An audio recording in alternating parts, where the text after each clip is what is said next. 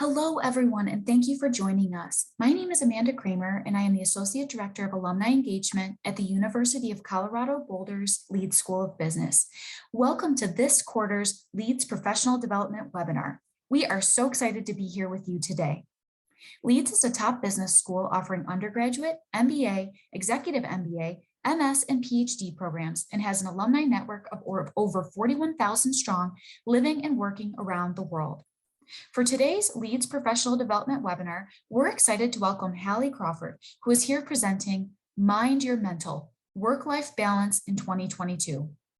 A few housekeeping items before we begin. First, if you have any questions now or during the presentation that you would like to ask Hallie, please send a question through the Q&A interface. We will monitor questions as they are submitted, and Hallie will respond to them at the end of the presentation. As a reminder, for optimum audio quality, we do have everyone on mute except for myself and our speaker. If you experience any technical difficulties during the webinar, please notify us through the chat interface, and one of our support specialists will touch base. Lastly, a link to access the webinar recording will be sent to all registrants tomorrow, along with the survey link and supplemental resources from today's presentation. Now, I am excited to introduce today's speaker. Hallie Crawford is a certified career coach, speaker, author, and national career expert with over 21 years of experience. Her company, Create Your Career Path, is headquartered in Atlanta, Georgia.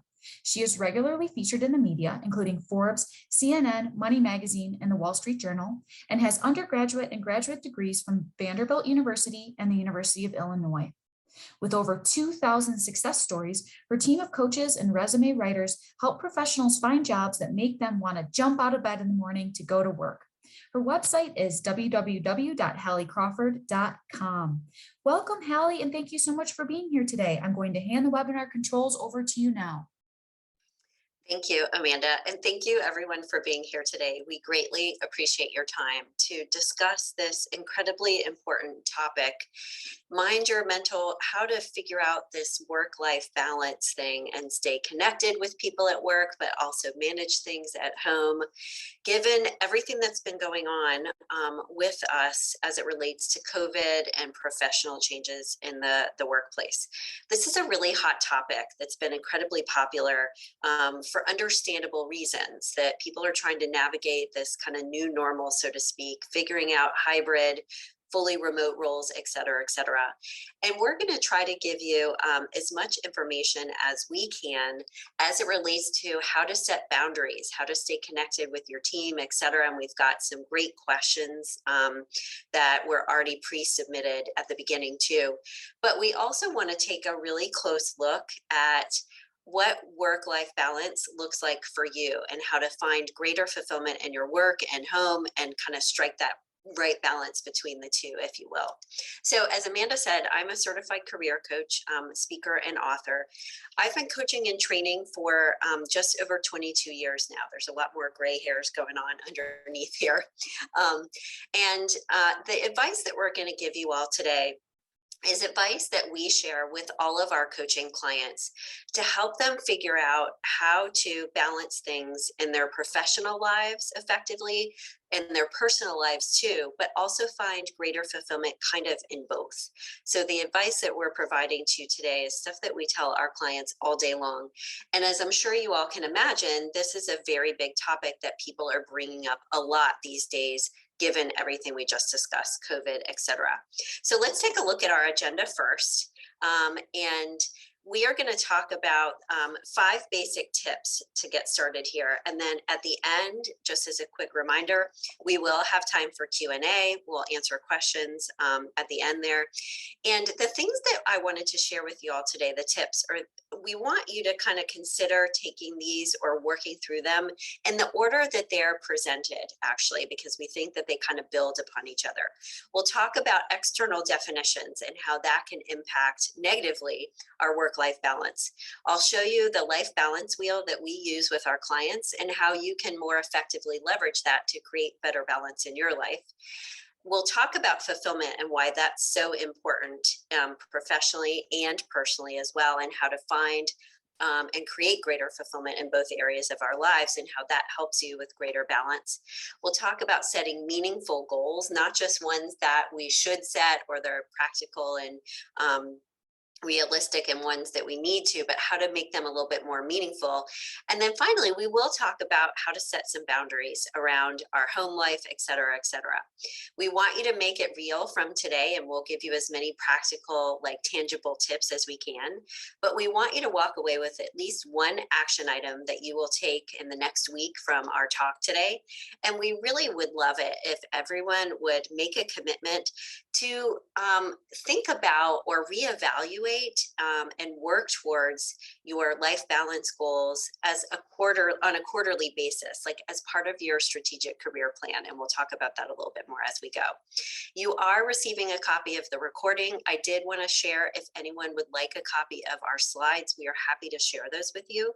You would just email us at admin@halliecrawford.com and we can send those over to you. The email address will be on the rest of our slides too. So why is this important to talk about this work-life balance? We all can understand or relate that we do not want to be like the woman on the screen here, that longer working hours, and given that we were all working remotely for such a long time, it's like the passage of time has gotten blurred and our boundaries have gotten blurred between work and our personal life. And when we work longer hours, that's associated with a higher risk of anxiety, depression, and all these other things. We're integrated, holistic beings. And when something's not working so well in one area of our lives, it's going to impact the other areas too. So we've got to be mindful of it. And when you add on to that, the COVID-19 impact, homebound employees tend to log more hours per day on the job than people that are going to work. We don't have the commute. We don't have that regular sense of like, okay, it's our lunch hour, or okay, it's time to go to our team meeting. And so the passage of time, I don't know if you all have experienced this, and I certainly have, and our clients have, but it's kind of like we're sitting at our computers all day and all of a sudden we look up and it's like 5 o'clock or whatever it is. We don't have this regular structure quite as much. And because of this sense of burnout and frustration and lack of connection with our coworkers, so many people out there, as the great resignation continues, and I do think it will start to wane a little bit more, but so many people are looking for new jobs because they've gotten burned out, et cetera, et cetera.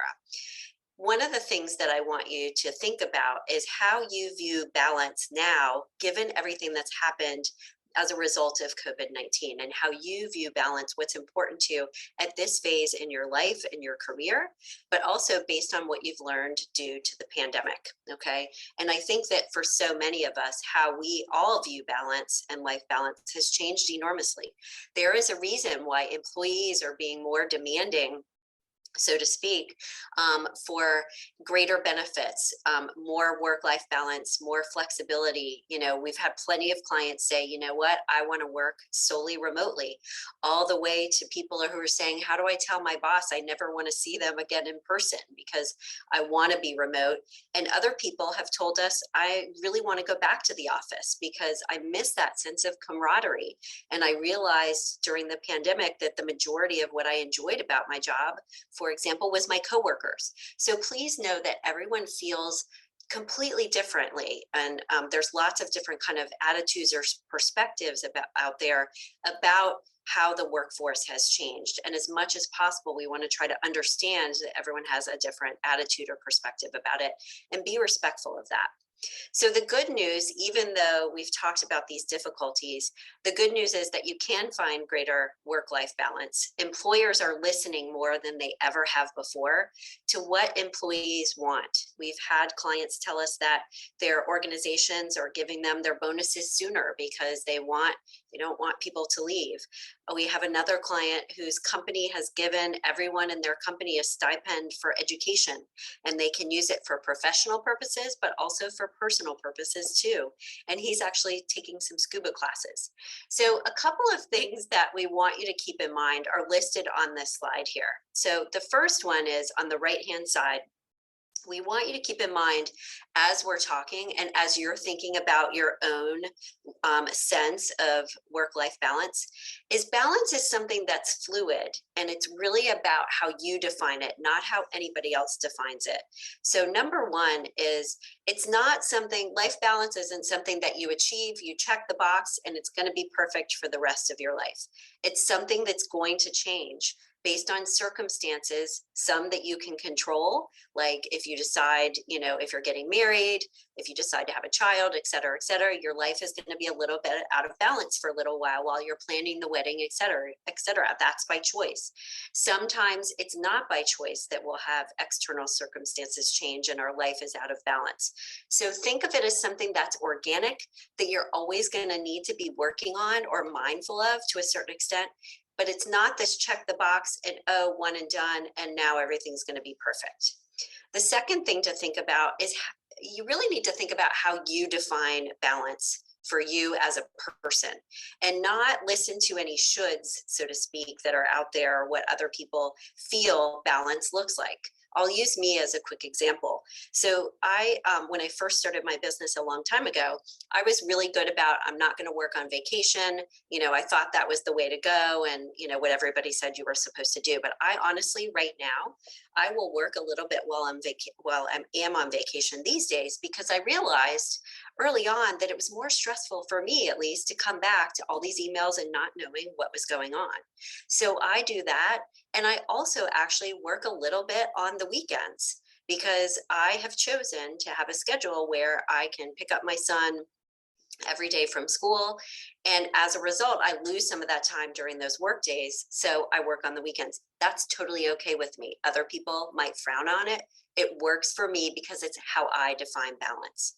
So one of the things that we can start to think about how we define balance is begin by considering what our values are. Our values can serve as like an internal compass, if you will, to help us define what balance means to us and how we want it to look in our personal lives as well as in our professional lives.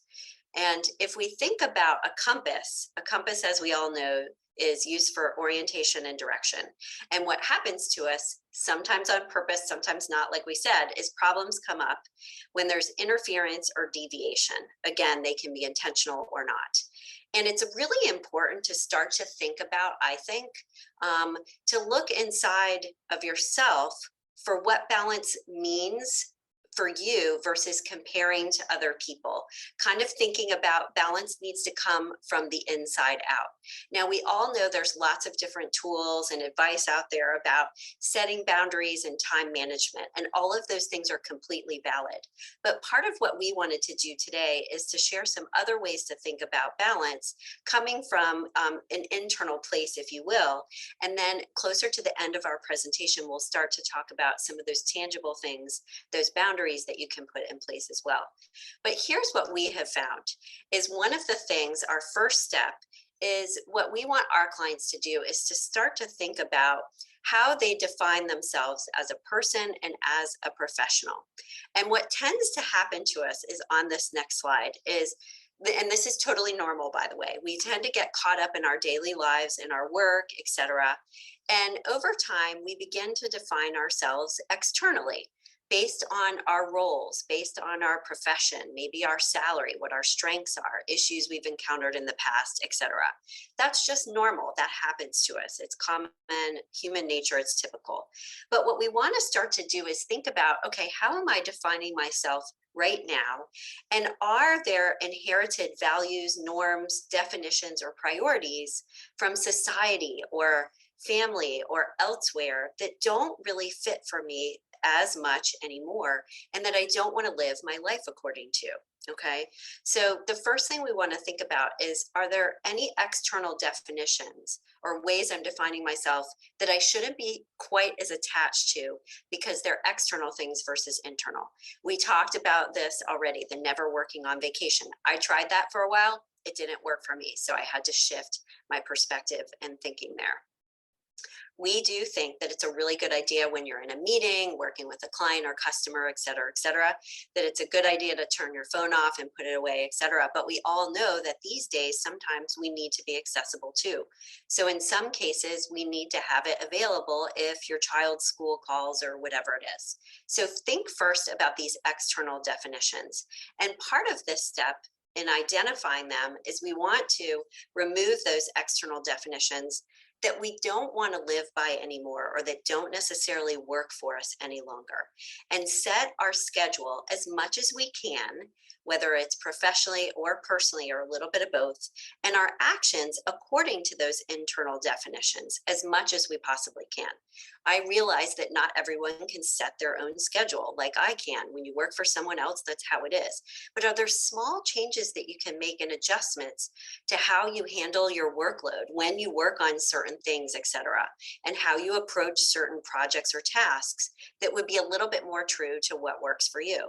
And one of the things I wanted to mention here too, as we talk about this at the bottom of the right hand of the slide here, is the other good news is what we have found is when people even make little small adjustments or changes to their schedule or how they approach their day, how they connect with their coworkers, etc., that can have a really big impact. So what we want you to know as we're talking here today and giving you this different advice is that it's not like suddenly you have to go and turn your whole life around and change your schedule completely.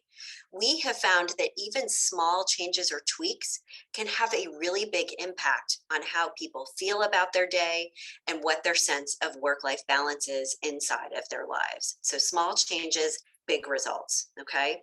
We want to discard these external definitions that don't work for us. Some of them may work for you, but don't work for us, so that our sense of ourselves in an ideal world, it comes from the inside out. And the reason why that's so important, and then we'll get to our first poll here in just a second, is because our external circumstances, as we all know, they can change. So we don't want to be too attached to external ways of validating ourselves or defining ourselves, because those things can change on a dime. So let's go ahead. If we could launch our first poll here. I'm curious, based on what we've said so far, and I know we've just introduced it, but how many people think that they may have some values, norms, or priorities that may be like external to them or inherited from somewhere else, for example, and are not as internal or true to who you are as a person? Some things that maybe you need to move past or shed a little bit. And we'll give you a moment to fill out the poll. That would be great. Usually we've got at least a few people saying that, yes, this is the case. And it's not something that we always think about because, again, we're all busy. We've got a lot going on. But taking just a few moments to write down, okay, here's how I'm defining myself now as a person and as a professional, and just doing a quick evaluation of, okay, what's working for me and what's not. And then in a moment here, we'll give you some other ways to think about this too. Okay, great. We've got 93%. That's a lot. Okay, so please know that you're not alone. And one of the first steps that you want to take, and thanks, Danny, for handling the poll, really appreciate it. One of the first steps we want you to take is to just write it down for a few minutes. It doesn't have to take that long, but how are you defining yourself? And by each of those items, say, this works, this doesn't work. And with those that do not work for you, okay, what are the changes I need to make? The goal here, when we think about these external definitions and reflecting our internal world, is to be more like this Mobius strip where the internal world or our internal world flows with or mirrors our external world. So we want to have that kind of harmony as much as possible. Now, just to be clear and realistic here, as we go to the next slide, we know that this isn't going to be perfect. We realize that we're not always going to be in the perfect job necessarily all the time. And that even if we are in the right job for us, it's not going to be perfection every single second of the day. But we want to move in the right direction.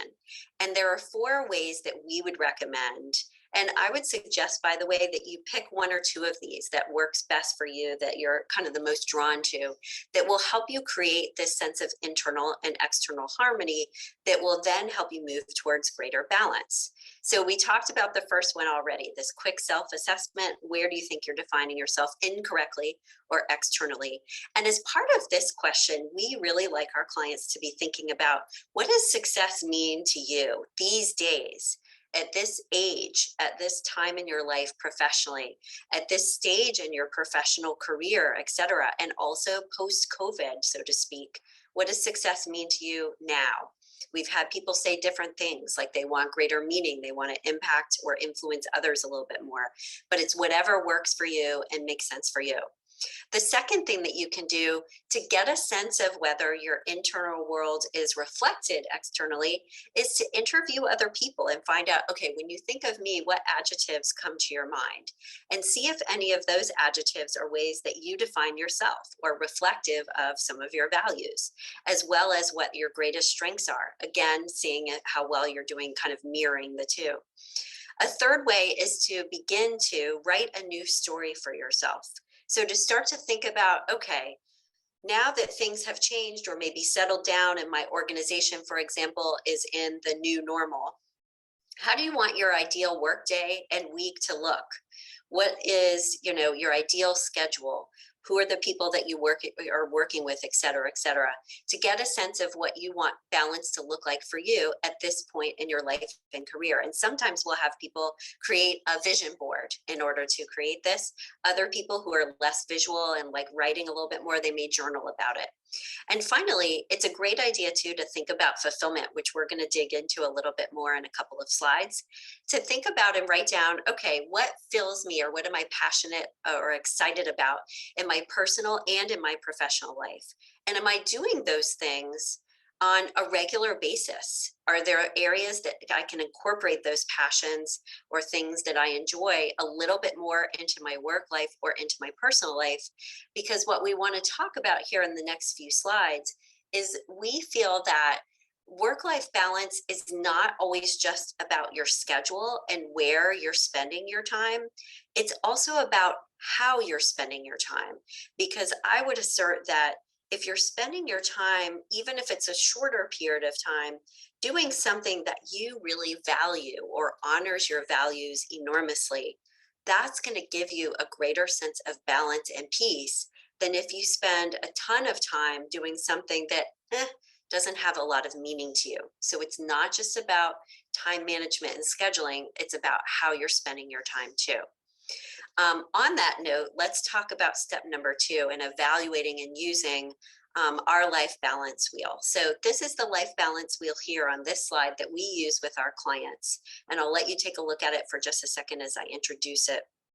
The life balance wheel, you can actually Google this and find a lot of different examples of this online. These are the different areas that we have chosen for our clients because they tend to be kind of the most common. Let's talk about ways that you can complete the life balance wheel and kind of 4 different ways that you can leverage it to get a greater sense of how you define balance and moving towards it a little bit more.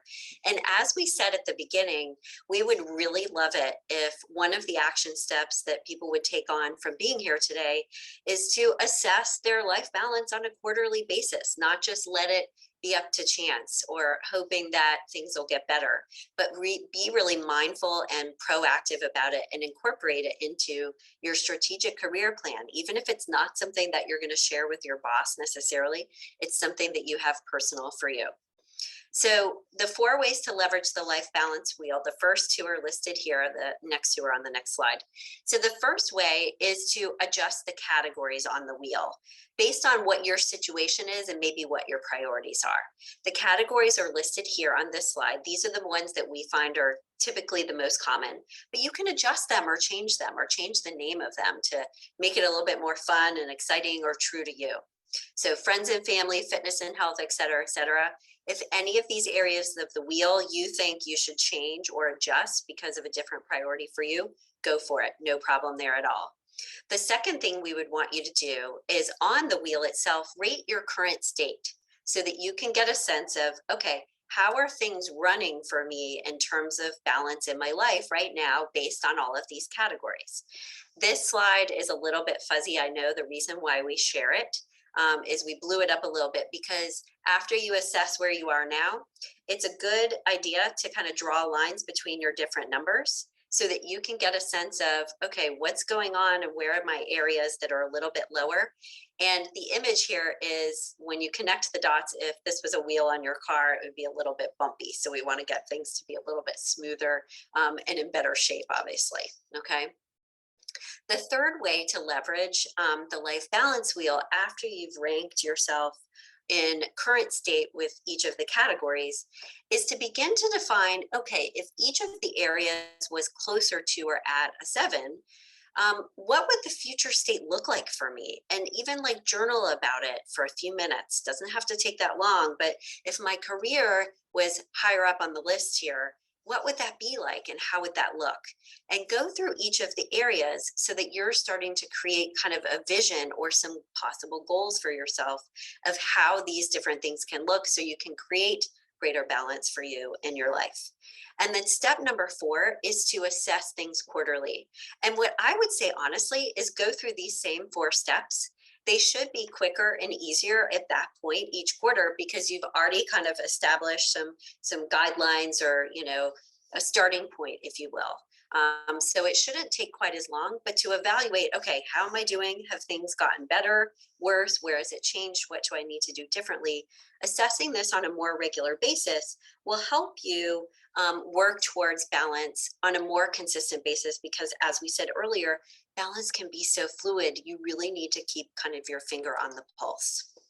Let's talk next about step number 3 and define fulfillment. And I alluded to this one a little bit earlier about how it's about how we spend our time and not just about the length of time and the schedule, etc. So one of the other things that we would definitely encourage people to do to establish greater balance is to really take a few moments to define what fulfillment means to you at this point in your career, et cetera, et cetera. Because how we define success and fulfillment and our values, they can change a little bit over the course of time and how we want to honor those and what's important to us. And I'll explain why there's a mermaid on the slide here in just a minute. One of the things we would encourage you to do is to dig underneath and think about what some of your dreams are, what some of your hobbies are, your passions, even things that you're interested in outside of work. And if those are things that, if there are qualities about those things like your hobbies, passions, etc., that you might be able to start to incorporate a little bit more into your professional life or into your personal life a little bit more too. So I'll give you a quick example. I'll just use me because it's easy. When I was a kid, my childhood dream was to be a mermaid at Weeki Wachee. I grew up in Florida and we went to Weeki Wachee and Disney World all the time because, it was there, it was close. I thought that was the coolest thing going. And although being a mermaid was not the most practical, realistic thing for me to pursue as an adult, there were actually clues to some of my values and priorities in that childhood dream, even from so long ago for me. There was an element that appealed to me about that career path of like risk. I thought what they were doing is kind of risky. They're floating around, they don't have oxygen tanks on. Obviously, they can breathe air through the tube, but I don't know, it just seemed kind of risky to me. And that is actually one of my personal as well as one of my career values. I'm comfortable being a business owner and taking that risk because it's actually kind of fun for me to have that challenge as a value for me. Another thing that was appealing about that childhood dream for me was the beauty, the creativity, and kind of that they were educating people about something about the ocean, et cetera, while entertaining them at the same time. And I found as I became a career coach that I actually love giving webinars and presentations like this, being on TV, etc., because that's one of my values as well. So I try to incorporate as much, not just educating people, but doing it in a creative, different way as much as possible in my professional life too. So even if some of your passions or hobbies and the things you enjoy outside of work are not practical career paths for you to pursue, are there elements, what's cool about those things for you that could give you clues to some of your values that you might be able to try to incorporate into your daily routine or schedule just a little bit more. That will help you define fulfillment and create greater life balance, if you will, about where you spend your time. Let's talk a little bit more about other ways to define fulfillment, and even more so, how to identify some of your values. Because we find that if you approach life balance by thinking about your values as well as your schedule and everything else, it's going to help you leaps and bounds create that greater sense of stability, balance, etc. So we already talked about the first one on the slide here and defining what success means to you. One of the second things that we would suggest you do, and this is actually one of the first exercises that we work on with our career coaching clients, is to identify what their top 3 to 5 values are. And we want them to be clear on or identify what their personal and professional values are. And the way that we do this is we have them think about a peak experience that was personal to them in their lives. It could be a moment in time, or it could be a period of time.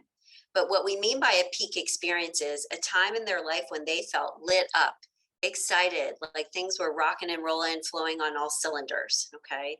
And we want them to think about what was cool about that experience for them, not just the details of it, like I was with so and so and we were, performing this task or whatever. But if the peak experience, for example, was like a trip overseas, one person might talk about how much they liked the planning of the trip, organizing and figuring out where they were going to stay and how long they were going to stay at each place and where they were going to eat and how to get from one place to the other. That person is very much of like a detail oriented, maybe project manager type of person. And they want to be making sure that they're doing those kinds of tasks on a regular basis as much as possible. Another person with a trip overseas may say something completely different. They may be talking about the experience of being there, the art, the beauty of the different locations, maybe the history, etc. Those two people with the same trip, let's say, have a completely different set of values. And they need to think about those values in terms of how they're living their life, which is what we want you to do. So thinking about the peak experience, digging underneath it a little bit more and writing down or sharing with a friend or family member what was cool about that experience for you. And from that, exploration, if you will, identifying what some of your values are and how well are you honoring those values on a regular basis in your personal life and your professional life. Moving the needle there can help you create a greater sense of work-life balance and feel more fulfilled in both areas. Because bottom line, your values are your guideposts to fulfillment. When we are spending our time and performing tasks and focusing on things that are aligned with our values as much as we possibly can, we are going to feel more fulfilled and in greater balance. We'll go ahead and launch our second poll here if we could. We're curious how many people feel like they know what their top 5 career values are. We went to career values for this one. And while you all are filling out this poll, I'll just give you a quick example, and this is kind of a silly one, but I always just use it because it's simple. One of my values is having things kind of neat and clean and in order. It's just something that helps me feel like I'm in greater balance and I have more control of what's going on, et cetera, et cetera. So some of the time I've worked from home for 22 years now. It's actually fulfilling and rewarding for me and makes me feel a little bit more balanced if I throw in a load of laundry like on my lunch hour, or if I clean up the kitchen for a few minutes. It helps me like step away from the computer. It helps me kind of process and think about maybe a problem I'm trying to solve, et cetera, et cetera. But because it's aligned, or it's an action aligned with one of my values, my life feels in greater balance just because I'm doing something simple like that that's aligned with my values. So think about that a little bit more. It's something short and sweet that you might be able to incorporate into your daily routine, one thing that honors your values. So if we take a look at our poll results here, thanks Danny for doing those, we've got 52% of people saying that they do know what their values are, which is awesome. We have noticed over the years that more and more people are paying attention to their values and know what they are, so that's great. And we've got 48% of people who are saying they do not. So please know you're not alone if you don't. start to use some of these exercises to help you figure out what some of your values are. And like we said, this I think really is a good example, if you will, of making small changes and having really big results. When we do more things, even if they're small action steps in alignment with our values, we're going to feel in greater balance. The reason why we have people define fulfillment for them, especially as it relates to their career, is because it impacts every other aspect of your professional life.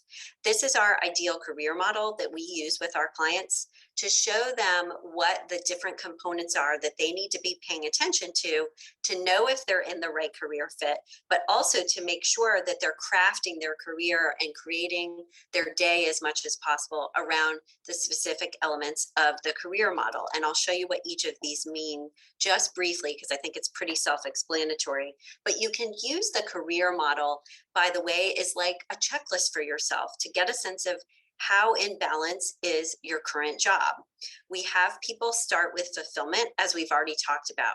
Is your current work honoring your career values as much as you would like it to, or if at all? Really important piece. We look at enjoyment next. We go to the left here and then up.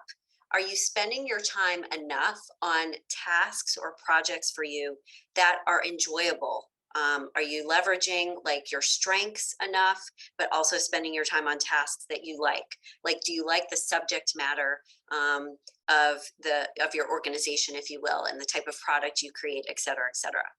Next, we want you to look at your strengths and how much you're leveraging your strengths on a regular basis. You're not going to be fulfilled if you are not doing so. And we want you to think about the strengths that you would like to be leveraging, not just all of them, but you might say to yourself, okay, my top 3 strengths that I want to be leveraging consistently are, these 3, whatever it is: strategic thinking, accounting, et cetera, et cetera.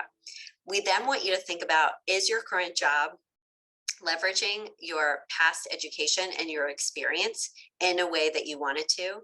And finally, we want you to think about, is your work life and the culture of your organization, the role that you're in and the people that you work with, a good fit for your personality type?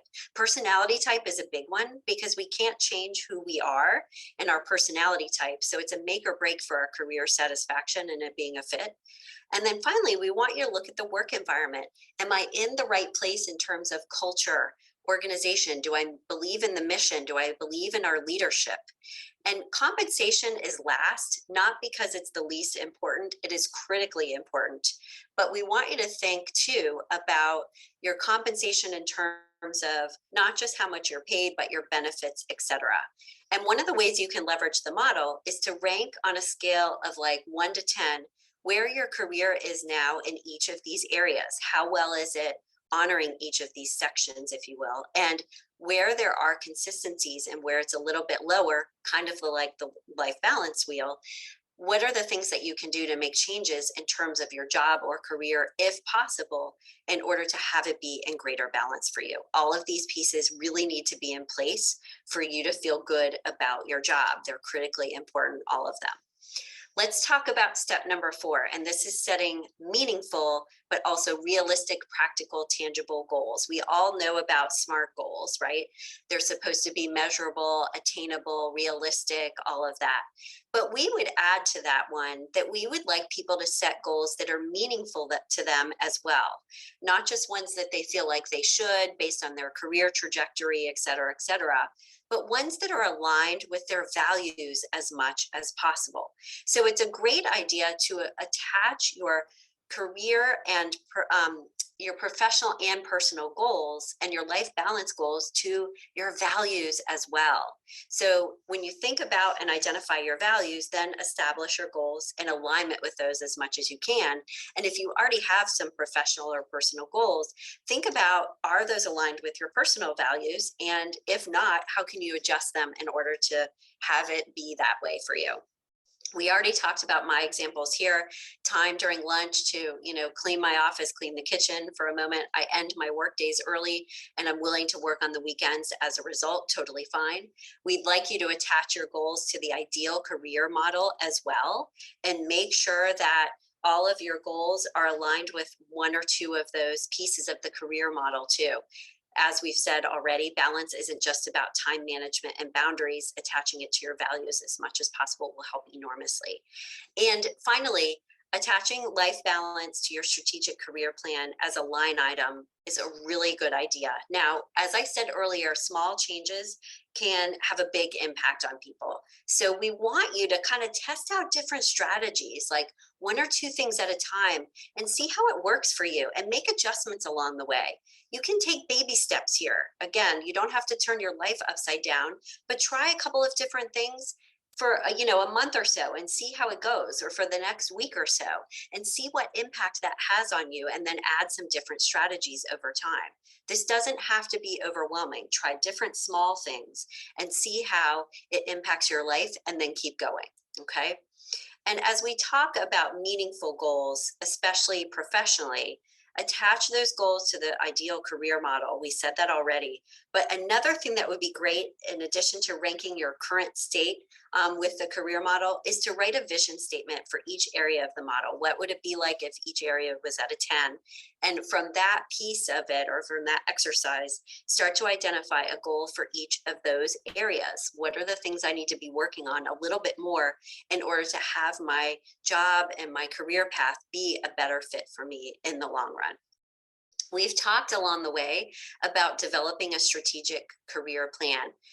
We want all of our clients to have a 3-year, 5-year, 10-year career plan for where they want to be and the action steps to start getting there, even if it's just kind of a basic outline of what they think it might be, and you'll figure out the steps along the way. But as much as possible, put your balance goals into there. And it's a great idea to distill your list of goals to like 3 or 4 action steps that you'll try to take each quarter. Like, don't try to take on too much. We talked about kind of baby steps already as we discussed this on the previous slide. Let's launch our third and last poll here, if we will, and we'll start to move towards Q&A here in just a moment. I've got some boundary things I want you to talk about with time management, and then we've got some great questions that we want to start answering as well as the things that people bring up in the Q&A in the chat box too. So we're curious how many people have a strategic career plan that includes life balance goals. We're finding that more and more people do have something like this, but obviously that's why we're here today. So it's okay if most of you do not. We completely understand. And we'll give you a moment to fill that out. Okay, so we've got 17% are saying yes, which makes sense. That's why you're here today. And 83% are saying they do not. So this is definitely something that we want you to start to think about on a regular basis. As we've said, life balance is organic and you need to pay attention to it over time. If anyone listening in today or later on would be interested in getting additional help with what we're talking about today, or any other career goal, just as a quick FYI, we always offer to prospective clients a free career strategy session to give them some advice about next steps and an opportunity to learn a little bit more about our coaching services.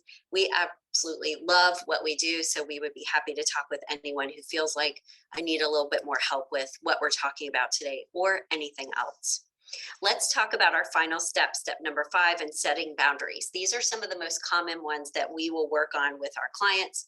Setting personal limits, lots of different limits that we can put into place here, that we can speak with our supervisor about or not, if you're able to kind of do it subtly.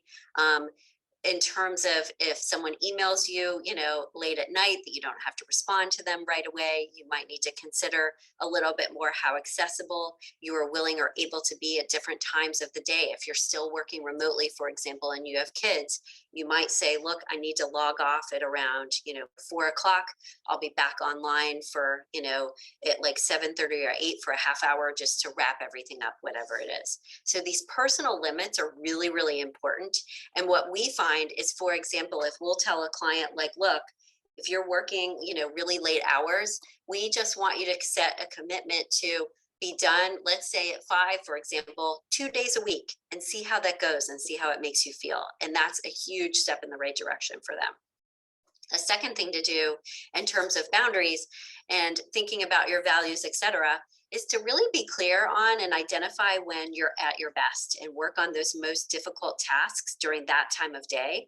It'll enable you to be more efficient, but also get downtime, but just be that much more productive, etc. So think about, when you work best and see if you can adjust when you work on some projects and tasks at those times of day versus other things. Identify whatever personal limits you need to set for yourself and to communicate them to other people as appropriate. We tend to have people err on the side of over communicating versus under communicating to kind of just let people know, like, hey, I need to be out of the office for this length of time, et cetera, but I'm going to do this at this point after that. But also think about like the cadence of the meetings that you have, the length of the meetings that you have. Are they effective, and as effective as they should be? Just any other changes that you need to make, whether it's when and how often you check your email. And just as a quick reminder, on the far right of the slide, some of these limits and boundaries you may communicate with your boss or may agree with them on, or you may not. It may be something that you just set up personally within your family or for yourself, whatever it is. Okay. But again, over communicating versus under communicating, we always want to reiterate that for people as appropriate. In some cases, you may want to negotiate some specific things with your supervisor. And if you are wanting to go to them to talk with them about making some changes to your schedule, etc., you always want to go in with a plan and ideas and how it will work for the company and the organization. So prepare a plan of what you would like and how you will get your work done. Don't just go in there and say, this is what I want. Okay, that's it. Talk with them about, okay, how this is going to be effective and useful for all parties and what you are going to do to make sure that everything gets handled. Talk with them about the specific benefits that will result from your proposed changes and what you would like to see happen. And not just considering like if they can't give you everything that you're asking and not just considering compromise, but talk with them about, hey, can we have a trial period of this for a couple of months and see how it goes? Think about other things that you may want to ask for if you can't get exactly what you're wanting to establish greater work-life balance. What are some other things that you could ask for, or kind of a compromise and in between, if you will? And as part of boundaries, we still do want people to make sure that they have time to completely unplug and recharge, because we all need to do that at least to a certain extent every single day and on the weekends too. So for example, if you're back in the office, you may need to say, I need to protect that I have a lunch hour or a half hour at least 3 days a week or whatever it is, and I'm going to go outside. And if you work remotely, try to make sure that you actually take some breaks and have lunch versus just, ooh, I lost track of time. Set a timer or an alarm on your phone. Quiet your work email on your phone at night. You may need to have or set up like a physical barrier for your home office, even if it's just like a screen or something. And if you're working like in your dining room, on your dining room table, because that's the only place that's practical for you, make sure that you have a way to close down your computer or cover it up or something so that you're not thinking about work and have a physical way to kind of close things down. Okay. Make sure that you also, if you have people in your work life and even in your personal life too, but in your work life especially, who tend to kind of suck your time a little bit, or if you need to be a little bit better about setting boundaries for yourself, have like a tagline or something that you can say to people to let them know you've got to set the boundary. I can't talk about this right now, but hey, could we chat about it tomorrow at 4 o'clock or whatever? I have time then. So have kind of like boundary setting language prepared that you can use so that you feel more comfortable setting these boundaries and it's not awkward in the moment. Okay. And our final advice is to get support for this kind of stuff. We all know that people who get support, they accomplish their goals more than other people who do not. So ask for or get an accountability partner, whether it's a friend or family member or a coworker, to help you with your work-life balance goals. Leverage technology to help you leverage your downtime effectively or use it effectively, but also remind you to take breaks, whether it's your phone and setting different alarms, using an app like Calm for a meditation or a time tracking app.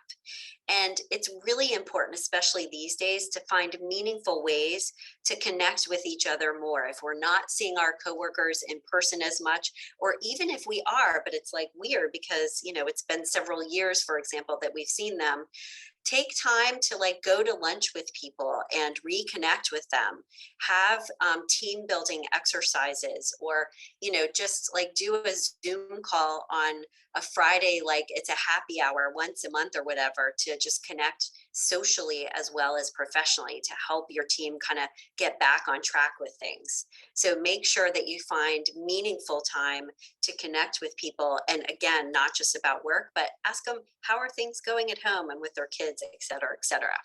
All right, so I'd like to get to our Q&A, and also for taking action as well. So if you would all take a moment to write down one action step that you will take as a result of being here today. It could be I need to identify or reevaluate what my values are and how I'm defining them now. It could be I want to review the ideal career model. Anything that you come up with, we'd love to hear about it actually in the chat box or in the Q&A box if you'd like to share that with us. And then Amanda and Danny, I am ready to start with our questions when you guys are. And I just wanted to check our time and make sure. Okay, yeah, we're good. Wonderful. Yes, we have a few minutes for questions. Thank you so much for all that information, Hallie. And as a reminder to our listeners, please feel free to submit a question for Hallie in the Q&A box on your screen. Let's start with a question from Tammy, who asks, do you have ideas on how to keep our team connected when working from home?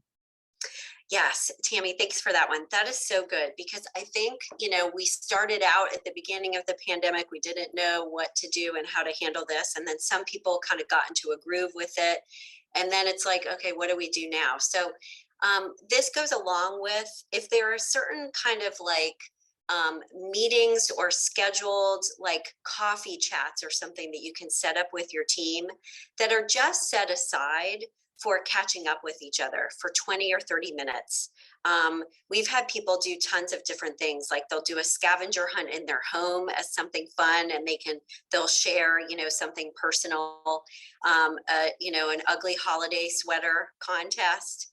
We've had other people do like a collage of photos of each person's kids or their fur babies, et cetera, and to talk about those different things. So if you can set something up that's a little bit more regular and consistent, if you're all working remotely, it could be like a quick Friday happy hour every other week or something. It doesn't have to take that long, but it's a good idea to have like a topic of conversation, like a question to ask people that everyone shares, or kind of a theme, if you will, because that will help people kind of know what they want to do. And it may be a little bit awkward at the beginning, but people will get into the groove. That's what we've heard from our clients.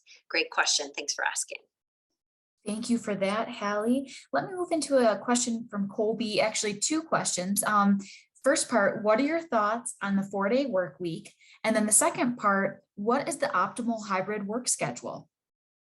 So those are great questions too. I love the 4-day work week because I think that it can help people be more productive and efficient in a short period of time, and give you that kind of downtime that so many of us need to like noodle on challenges and problems we're trying to solve, et cetera. It's not going to work for every industry and every type of role. So you have to think about the type of role you're in, the customers you serve, et cetera, and what the ideal schedule is. But I really do like that idea of the 4-day work week. You may have to add a few hours at the end of the workday, and try it out and see how it goes. Keep in mind that not everyone is going to manage things in their own time as well as others. So you may need to provide a little bit more support for some people than others. But bottom line, I think it's a great idea. And with the hybrid schedule, I've heard of a lot of different things. And I do think it depends on the team, the industry, and the organization. So I don't think there's a one size fits all. I've heard of people, 1 week on, 1 week off, half and half during the week. I think half and half during the week is a little bit better, just because I've heard from people that when it's a week on, week off, they sort of feel a little bit too disconnected when they go back in, and they stay in a little bit better like cadence and schedule in some ways when they've got at least a couple days each week in the office. Great question. All right, what else do we have? Thank you for that. Let's do a couple more, taking a look at the time. Victoria was wondering if you have additional tips on how to separate the home office from the rest of my life.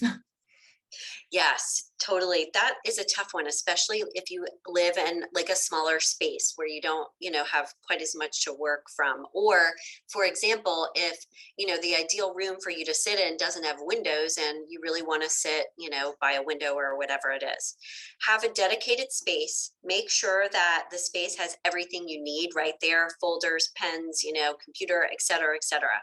So just make sure you take a few extra minutes to really set yourself up for success, but also, excuse me, have a really good, clear way that you can close it down and step away from it. Like, so if your stuff still needs to be on your dining room table, like we said earlier, and you really don't want to move it every single time, like put a tablecloth over it or something, like having some sort of physical barrier or action that you take to kind of close things down for the day can help enormously. And put in your home office things that you like a plant, like flowers, pictures of people that make it really like appealing, and nice for you to be there too, like music, et cetera, et cetera. And like there's curtains, there's all these cool things that, on Amazon, like barriers for your office and, enclosures and stuff that they've come up with because we've had to, deal with this challenge for so long. So check out some things that you could buy too to create like a physical barrier as well. Those are some great ideas. And that segues really nicely into Sally's question, which is what are some essential things a professional should have at their home office? That's a great question. So, computer, I love having a second screen. I can't live without a second screen anymore. And you can just buy like a TV at Costco. It doesn't have to be this fancy computer screen necessarily. Those can suffice. Enough like cords and ways to plug in where you don't have to plug and unplug because that's really annoying. I can't live without a printer. I always have a printer because sometimes it's not that I want to have like a handout to take somewhere necessarily, but sometimes I need to physically print something out in order to look at it or post it on my wall. Pens, notepad, etc. And I personally like always want to have a whiteboard too because that I'm a visual person and I like to have a big space where I can write some things down to keep track of my projects, et cetera, et cetera. Oh, and Absolutely. comfortable chair, really Comfortable comfortable. chair. Yeah. An essential. Absolutely. Thank you, Hallie. And let's just move into our final question, taking a look at the time, and then we'll wrap up. Samantha said, could you share a couple of tips for approaching my supervisor about requesting changes to my work schedule? Yeah, that's a great one. So I wouldn't have it be something that's just in passing. I would have like a real meaningful conversation with them, like in a meeting or added on to an existing meeting or something like that. But give yourself enough time to talk about it for a few minutes too. It could be that if you guys go to lunch on a periodic or regular basis, you could talk about it, outside of the office or whatever. But either way, have a set aside specific time to talk about it and let them know why you're asking for this. Because you've noticed, for example, that you were more productive during the times when you were working remotely. And here's why. So have the reasons why you're asking and tie it to the bottom line of why you think it will be helpful. You will be more productive. You will be more happy, let's say, but also what it's going to do for them. Because while our supervisors, we hope, care about our well-being and productivity, they also care about the bottom line at the end of the day, because that's what they're responsible for. So also let them know how you think you'll be able to be more effective and efficient and maybe accomplish tasks more faster, effectively, productively, et cetera, and have a plan for how you're going to handle things when you will check in with them, that you'll keep your regular meetings or whatever it is. So go in with a plan of action tied to the bottom line, and then just be honest about it and kind of present it. If they don't have an answer right then, ask them if they could think about it, and you can follow up in the next few days or whatever it is. But it's not just about, okay, it'll make you happier. Like say, this is kind of the trend of things. I've been thinking about it and I'd like to discuss this with you. It's not a demand. I'd like to have a discussion. It's a great question. Fantastic tips. Thank you so much, Hallie. And thank you so much to everyone for joining us for today's presentation. It was incredibly informative. At this time, we invite you to provide your feedback on the webinar by answering the following poll question. On a scale from 1 to 10, how likely are you to recommend this webinar to a friend, or fellow Leeds alumni. We thank you in advance for submitting your feedback.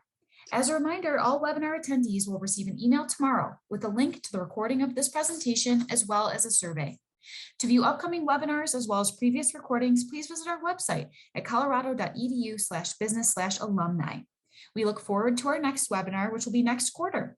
In the meantime, have a great rest of your day. Thank you for your time and go Buffs.